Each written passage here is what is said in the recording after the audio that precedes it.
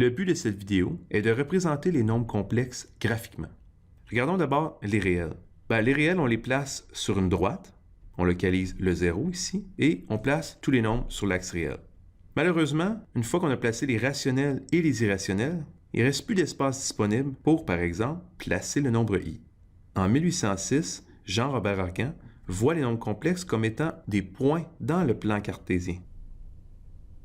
Donc maintenant, on a l'axe réel, l'axe imaginaire, et on parle maintenant du plan d'Argan. Regardons un exemple. Imaginons le nombre complexe z égale 4 plus 2i. Si on veut le tracer dans le plan d'Argan, il suffit de placer le 4 sur l'axe réel, le 2 sur l'axe imaginaire, et on obtient donc le vecteur, si on veut, 4 plus 2i, ou si vous voulez, le vecteur 4,2. À l'aide du plan d'Argan, on peut interpréter géométriquement quelques opérations des nombres complexes. Regardons d'abord la somme. Prenons z égale 4 plus 2i et w égale à moins 3 plus i. On sait déjà que la réponse devrait donner 1 plus 3i. Mais regardons géométriquement. Donc on place z égale 4 plus 2i et w égale à moins 3 plus i dans le plan d'Argan. On fait la somme, dans le fond, comme on ferait la somme avec des vecteurs, c'est-à-dire en déplaçant les vecteurs. Et le vecteur somme est bel et bien z plus w égale à 1 plus 3 fois i.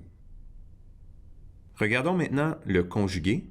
Si on prend un nombre complexe, disons z égale 4 plus 2 fois i, son conjugué, 4 moins 2 fois i.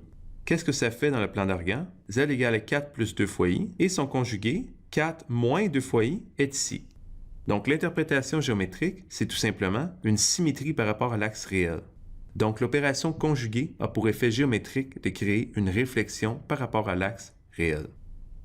Donc dans cette vidéo, nous avons vu comment interpréter géométriquement les opérations somme et conjuguée, ainsi que la façon de placer les nombres complexes dans un plan cartésien. Merci pour votre écoute.